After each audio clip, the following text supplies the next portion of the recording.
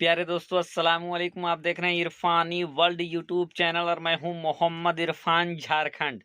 प्यारे दोस्तों, जमातियों के लिए जबरदस्त सनसनीखेज खुशखबरी भरा खबर निकलकर सामने आ रहा है। ऐसी खुशखबरी दोस्तों जो बुरे काम करने वालों को जबरदस्त झटका देने वाला है और जमातियों के लिए दोस्तों, मुसलमानों के लिए बहुत बड़ी खुशखबरी इस वीडियो में मैं लेकर आया हूं दोस्तों, जिसको सुनकर हर एक मुसलमान को यकीनन खुशी होगा और जमातियों को तो बिलखुसूस ज़्यादा ही खुशी होने वाला है। क्योंकि दोस्तों आखिर अंत में जमातियों को मिला है बड़ा इंसाफ। जमातियों के हक में एक ऐसा फैसला आ गया है दोस्तों, जिसको सुनने के बाद यकीनन 26 फुट तक उछल पड़ेंगे हर एक जमाती। तो दोस्तों, उससे पहले कि ये खुशखबरी मैं आप तक पहुंचाऊं, आपसे अदबन गुजारिश करना चाहूँगा, अगर आप पहली बार मेरे यूट्यूब चैनल इरफानी वर्ल्ड में इस वीडियो को देख रहे हैं तो दोस्तों जल्दी से चैनल को सब्सक्राइब कर लें। क्योंकि ये मैं इस वक्त दूसरा वीडियो बनाने वाला था, लेकिन इस खुशखबरी को देख के मुझे लगा कि पहले ये खुशखबरी आप तक चिपका दें, उसके बाद ही दूसरी खबर या दूसरी वीडियो में बनाऊं। तो दोस्तों मैं आगे बढ़ रहा हूं, आप भी आगे बढ़े, चैनल को टपाटप सब्सक्राइब कर ले। प्यारे दोस्तों, कुछ दिन पहले यानी मार्च 2020 के अंदर जब कोविड की पहली लहर आई थी, पूरी गंभीरता के साथ मैं कहना चाहूँगा दोस्तों, जो बिकाऊ जो गोदी मीडिया है उन लोगों ने मुसलमानों का जीना मुहाल कर दिया था। जमातियों के पीछे इस कदर पड़ गए थे ये नरपिचास कि मुसलमानों का जीना मुहाल हो गया था। जगह जगह पर मुसलमानों का धंधा पानी तक चौपट हो गया था। लोग मुसलमानों से घृणा, मुसलमानों से नफरत करने लगे थे। उनके मालो कारोबार में गिरावट आ गया था, चूँकि लोग उनसे खरीदारी नहीं कर रहे थे। और इनका पीछा ये था कि जो गलत मानसिकता वाले चैनल्स हैं उन लोगों ने दोस्तों कोविड का पूरा ठीकरा जमातियों के ऊपर फोड़ दिया था। कोविड का पूरा जिम्मा दारोमदार इन्हीं के ऊपर फोड़ दिया था और ऐसा लग रहा था कि जो कोविड भारत के अंदर फैला है उसके जिम्मेवार जमाती है। और बजाब्ता ये लोग इस तरह के हेडिंग चलाते थे कि कोरोना बम, कोरोना जिहाद, इस तरीके के। और एक नहीं दो नहीं दोस्तों, बल्कि करीब करीब कुछ एक चैनल को छोड़कर सभी ने इस तरीके से मुसलमानों का शोषण किया था एक तरीके से। लेकिन दोस्तों अब मुसलमानों को और जमातियों को बड़ा इंसाफ मिला है। क्या है पूरी खबर दोस्तों, आगे बने रहे, मैं बताने वाला हूं। भक्तों को गोदी मीडिया का बड़ा झटका लगा।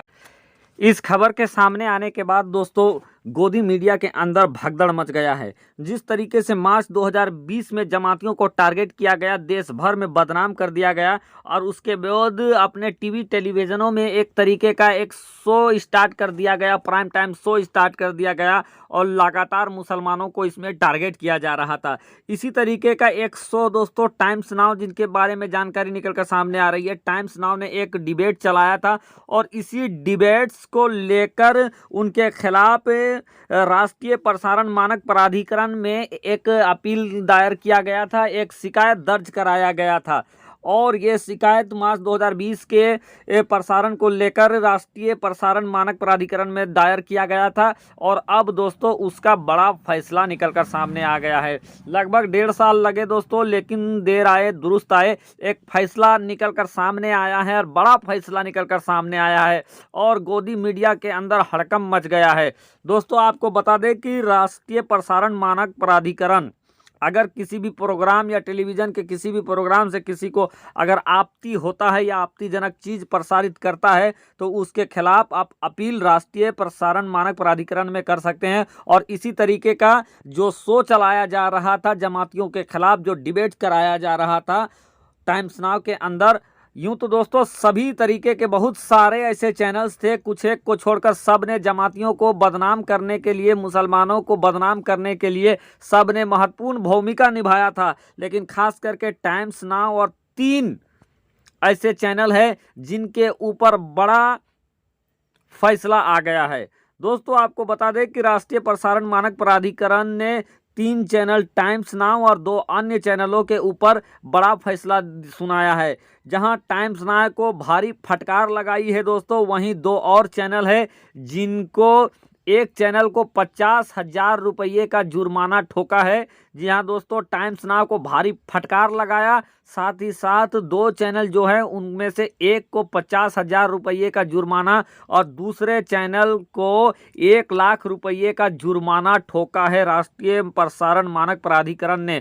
साथ ही साथ दोस्तों, जो सबसे बड़ी राहत की बात है और सबसे बड़ी खुशखबरी की बात है कि राष्ट्रीय प्रसारण मानक प्राधिकरण ने इन चैनलों को 23 जून को अपने चैनल से खुले तौर पर माफ़ी मांगने को कहा गया है। यानी जो ये झूठ पसोर फैला रहे थे, जो ये जनता के सामने ये झूठ परोस रहे थे, उस झूठ के लिए अब इनको खुले तौर पर माफ़ी मांगना पड़ेगा और ये माफ़ी मांगेंगे 23 जून को। जी हाँ दोस्तों, जो जानकारी है उसके मुताबिक 23 जून को ये माफ़ी मांगेंगे।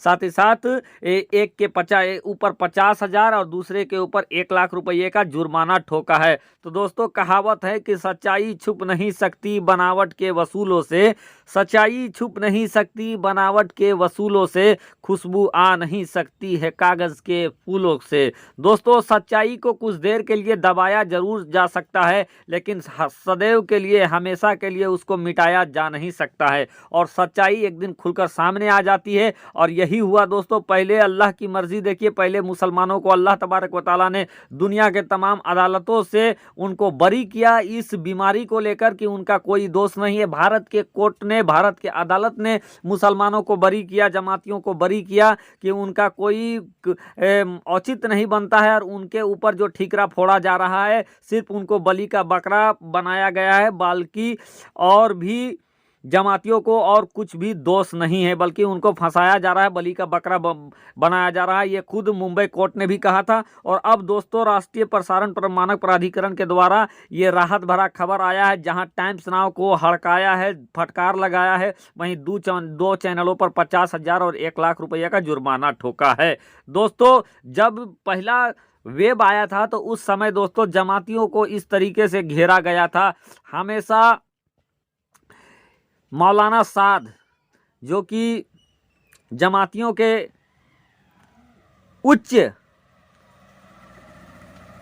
धार्मिक गुरु हैं, उनके खिलाफ इस तरीके का घेराबंदी इन गोदी मीडिया के द्वारा किया गया था, जिसको कहना ही नहीं। उनके घर से लेकर खाने, उठने, बैठने, सोने, जागने तक दोस्तों ये लोग रात दिन उसी पर लगे हुए थे और सारा ठीकरा, और जहाँ जहाँ ये अगर कोई टोपीधारी अगर सवारी भी करता था, कहीं रेलवे में भी जाता था, तो ऐसा इस तरह का माहौल बनाया गया था जो कि बहुत विवादास्पद था।